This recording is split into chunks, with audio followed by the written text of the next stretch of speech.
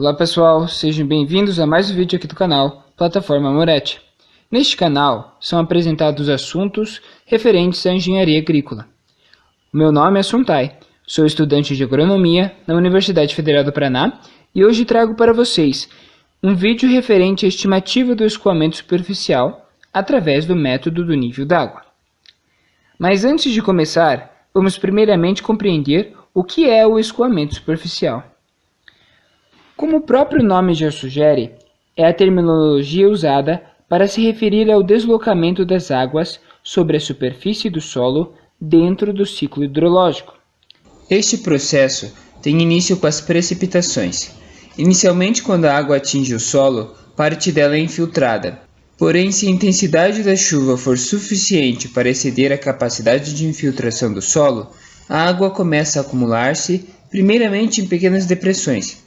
E à medida que ganha volume para superar os obstáculos, se inicia o deslocamento superficial.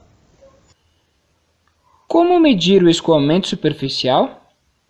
Uma maneira de estimá-lo é através do método do nível d'água, que será apresentado a seguir. Este método se baseia na utilização de uma curva-chave que correlaciona a vazão com o nível d'água de um fluxo em uma seção de controle.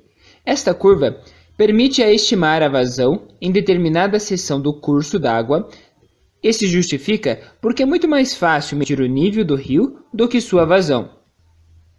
Desta forma, Q é igual à função de H, onde H é a profundidade do rio, ou cota do nível d'água, que é medida em milímetros, e Q é a vazão, medida em metros cúbicos por segundo. Normalmente, o tipo de equação que mais se adapta à curva-chave é do tipo exponencial ou potencial.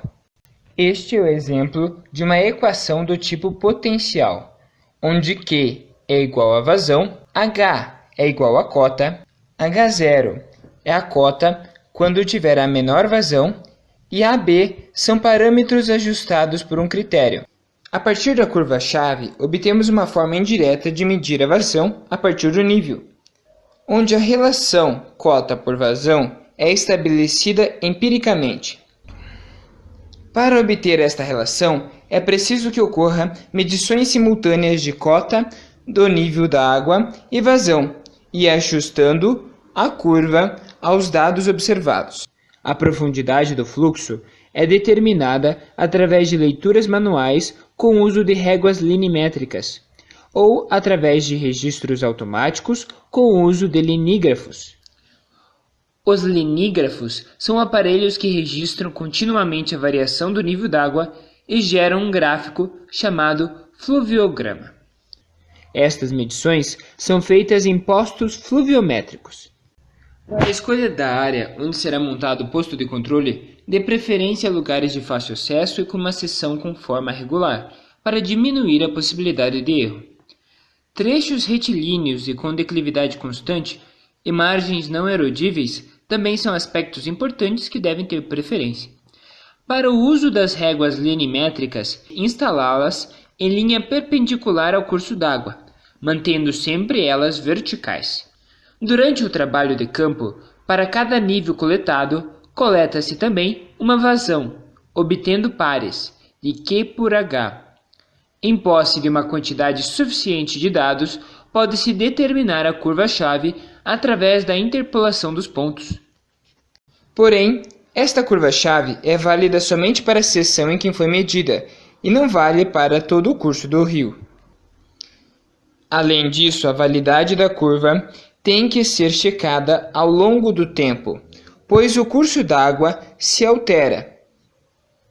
Para obter uma melhor curva, é preciso obter dados quando as vazões do curso d'água estiverem baixas, médias e altas. Em seções próximas ao mar, lago ou reservatórios, tem uma maior chance de distorção de pontos. Portanto, estes locais não são recomendados. Exemplo de obtenção da curva-chave. Neste exemplo, irei apresentar como obter a curva-chave utilizando os dados de coleta e o programa do Excel para ajustar a curva. Aqui temos os dados de cota e de vazão que foram coletados em campo para um determinado período de 8 meses. Dispomos eles em duas colunas e então selecionamos apenas os valores. Na parte superior, clicamos em Inserir, em Gráficos, escolhemos o tipo de dispersão e o Excel irá montar um gráfico com 2 eixos. Colocamos então a legenda de cotas e derivação para melhor compreensão. Com o botão direito do mouse, selecionamos os pontos do gráfico e escolhemos a opção Adicionar linha de tendência. E dentre as opções de equações, optamos pelo tipo potência e marcamos a opção para mostrar a equação e mostrar o r². Quanto mais pares de pontos tivermos, mais confiável será a curva que vamos encontrar. Este foi o conteúdo preparado para a apresentação de hoje. Eu espero que vocês tenham gostado. Obrigado pela atenção.